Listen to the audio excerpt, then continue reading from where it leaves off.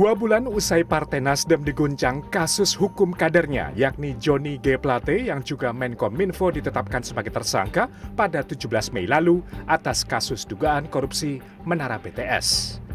Kali ini Partai Golkar yang diguncang kasus hukum.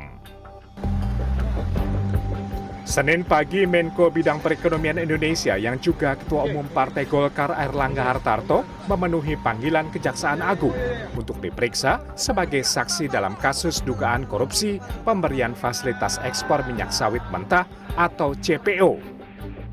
Airlangga diperiksa sebagai saksi untuk 3 perusahaan masing-masing Wilmar Group, Musim Mas Group, dan Permata Hijau Group yang telah ditetapkan sebagai tersangka dalam kasus yang diduga telah merugikan negara lebih dari 6 triliun rupiah.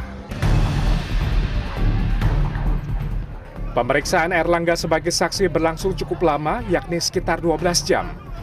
Pada pukul 9 malam, Ketua Umum Partai Golkar Airlangga Hartarto keluar dari ruang pemeriksaan. Saya hari ini hadir untuk menjawab pertanyaan-pertanyaan yang tadi disampaikan, dan saya telah menjawab 46 pertanyaan, dan mudah-mudahan jawaban sudah dijawab dengan sebaik-baiknya. Hal-hal lain tentunya nanti penyidik yang akan menyampaikan atau menjelaskan. Terima kasih. Wassalamualaikum warahmatullahi wabarakatuh. Kasus hukum yang mengguncang Partai Nasdem dan Golkar pun menuai opini publik bahwa keduanya bersifat politis. Opini ini pun dibantah Kejaksaan Agung. Berada. Berkali-kali media menanyakan kepada saya, semua perkara di sini dianggap perkara yang politis. Ya, memang karena ini tahun politis, kami tidak menyangkal ya begini adanya. Dan kita juga sekaligus menyampaikan bahwa apa yang kita lakukan ini transparan, terbuka, dan objektif. Tidak hanya kasus hukum, partai berlambang beringin yang pernah berkuasa ketika Orde Baru ini juga diguncang dengan gerakan mencopot Airlangga Hartarto dari kursi Ketua Umum Golkar melalui Munaslup. Belakangan Menteri Investasi, Kepala BKPM, Bahlil Lahadalia memberikan sinyal siap diusung menjadi calon Ketua Umum Partai Golkar lewat mekanisme organisasi.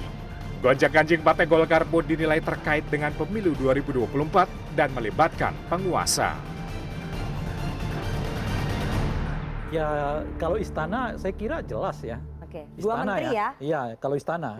Tapi siapa istana itu kan nggak tunggal, itu dulu kan.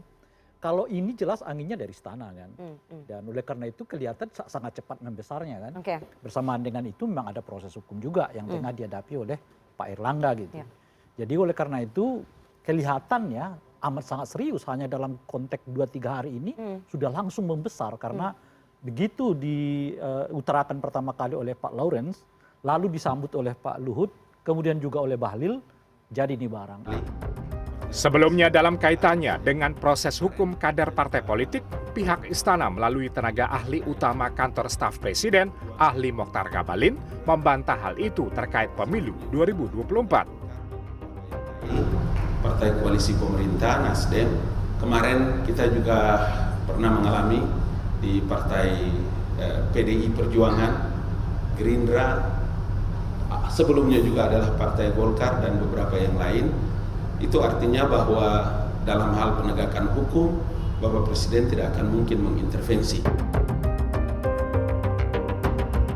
Selain politikus Nasdem Johnny G. Plate dan Ketua Umum Partai Golkar Airlangga Hartarto yang harus berurusan dengan hukum, sejumlah kader Partai Nasdem dan Golkar juga sempat diperiksa sebagai saksi dalam kasus dugaan korupsi. Di antaranya adalah politikus Nasdem yang juga Menteri Pertanian Syahrul Yassin Limpo yang diperiksa KPK pada 19 Juni lalu sebagai saksi atas kasus dugaan korupsi di Kementerian Pertanian.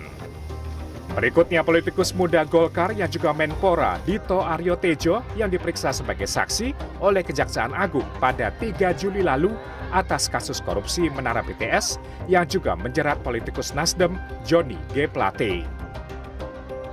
Tim Liputan CNN Indonesia.